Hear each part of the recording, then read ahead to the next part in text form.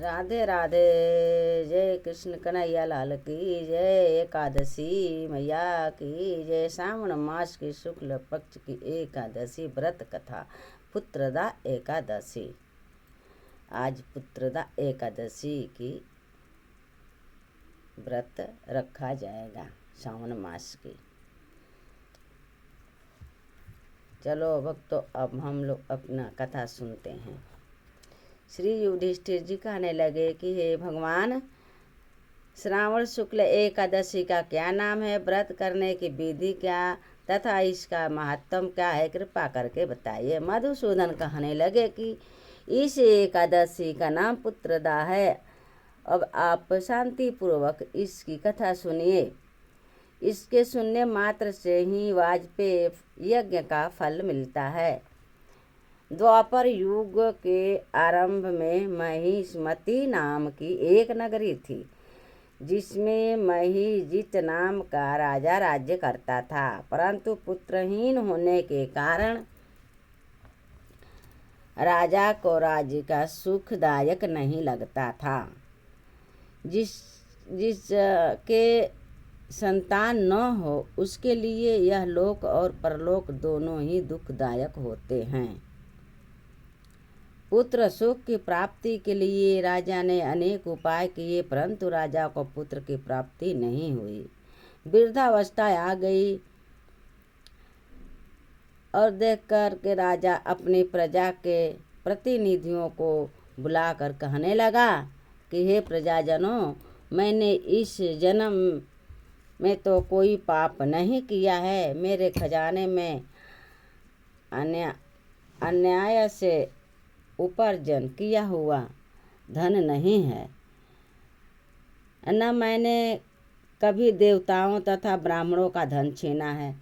किसी दूसरे की धरोहर भी मैंने नहीं ली है। प्रजा को पुत्र समान पालता रहा। मैं अपराधियों को पुत्र और बांधों की तरह दंड देता रहा। कभी किसी से घृणा नहीं की, सबको समान माना है। सज्जनों की सदा पूजा करता हूँ। इस प्रकार धर्मयुत राज्य करते हुए भी मेरे पुत्र नहीं है, सो मैं अत्यंत दुख पा रहा हूँ। इसका क्या कारण है?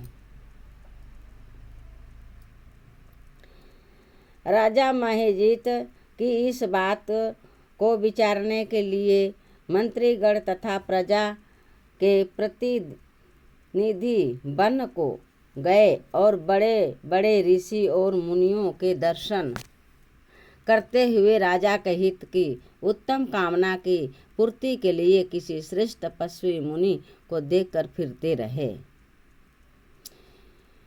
फिरते रहे। इस आश्रम में उन्होंने एक अत्यंत वयोवृद्ध धर्म के ज्ञाता बड़े तपस्वी परमात्मा के मन लगाए हुए निराहार जितेंद्रिय जितात्मा जित क्रोध सनातन धर्म के गुण तत्वों को जानने वाले समस्त शास्त्रों के ज्ञाता महात्मा लोमस मुनि को देखा, जिनका कल्प के व्यतीत होने पर एक रोम गिरता था। सबने जाकर ऋषि को प्रणाम किया और उनके सामने बैठ गए। उन लोगों को देखकर मुनि ने पूछा कि आप लोग किस कारण आए हैं? निसंदेश मैं आप लोगों का हित करूंगा। मेरा जन्म केवल दूसरे को उपकार के लिए ही हुआ है, इसमें संदेह मत करो। लोमस ऋषि के ऐसे वचन सुनकर सब लोग बोलने लगे कि महर्षि, आप हमारी बात जानने में ब्रह्मा से भी अधिक समर्थ हैं, अतः आप हमारे इस संदेह को दूर कीजिए।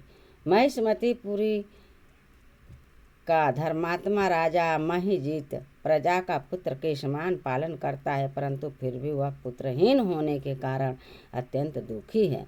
हम लोग उसकी प्रजा हैं, अतः उसके दुख से हम भी दुखी हैं। आपके दर्शन से हमें पूर्ण विश्वास है कि हमारा यह संकट अवश्य दूर हो जाएगा, क्योंकि महान पुरुषों के दर्शन मात्र से अनेक कष्ट दूर हो जाते हैं। अब आप कृपा करके राजा के पुत्र होने का उपाय बताइए।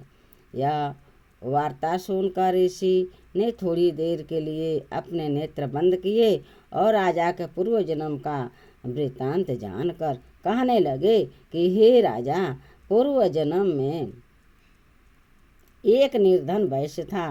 निर्धन होने के कारण इसने कई राज्य निर्धन होने के कारण इसने कई बुरे कर्म किए हैं। यह एक गांव से दूसरे गांव व्यापार के लिए जाया करता था। एक समय ज्येष्ठ मास के शुक्ल पक्ष की द्वादशी के दिन मध्याह्न काल के समय, जबकि वह 2 दिन का भूखा प्यासा था, एक जलाशय पर जल पीने गया। उस स्थान पर एक तत्काल ही ब्याही हुई प्यासी गौ जल पी रही थी। राजा ने उस प्यासी गौ को जल पीते हुए हटा दिया और स्वयं जल पीने लगा। इसलिए राजा को यह दुख सहना पड़ा है। एकादशी के दिन भूखा रहने से वह राजा हुआ और प्यासी गौ को जल पीते हुए हटाने से पुत्र के वियोग का दुख भोगना पड़ रहा है। ऐसा सुनकर सब लोग कहने लगे कि हे ऋषि, शास्त्रों में पापों का प्रायश्चित भी लिखा है, अतः जिस प्रकार राजा का यह पाप नष्ट हो जाए, आप ऐसा उपाय बताइए। लोमस मुनि कहने लगे कि श्रावण शुक्ल पक्ष की एकादशी को, जिसको पुत्रदा एकादशी भी कहते हैं, तुम सब लोग व्रत करो और रात्रि को जागरण करो, तो इससे राजा का यह पूर्व जन्म का पाप अवश्य नष्ट हो जाएगा। साथ ही राजा को पुत्र की अवश्य प्राप्ति होगी। लोमस ऋषि के ऐसे वचन सुनकर ऋषियों सहित सारी प्रजा नगर को वापस लौट आई। और जब श्रावण शुक्ला एकादशी आई तो लोमस ऋषि के आज्ञानुसार राजा सहित सबसे पुत्रदा एकादशी का व्रत और जागरण किया। इसके पश्चात द्वादशी के दिन इसके पुण्य फल जो है राजा को दिया गया। उस पुण्य के प्रभाव से रानी ने गर्भ धारण किया और प्रसव काल समाप्त होने पर उसके एक बड़ा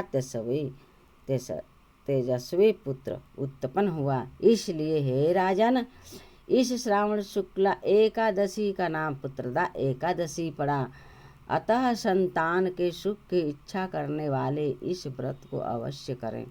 इसके महात्म को सुनने से मनुष्य सब पापों से मुक्त हो जाता है और इस लोक में संतान सुख भोग कर परलोक में स्वर्ग को प्राप्त होता है। जय विष्णु भगवान की जय। यह कथा समाप्त हुआ। जय श्री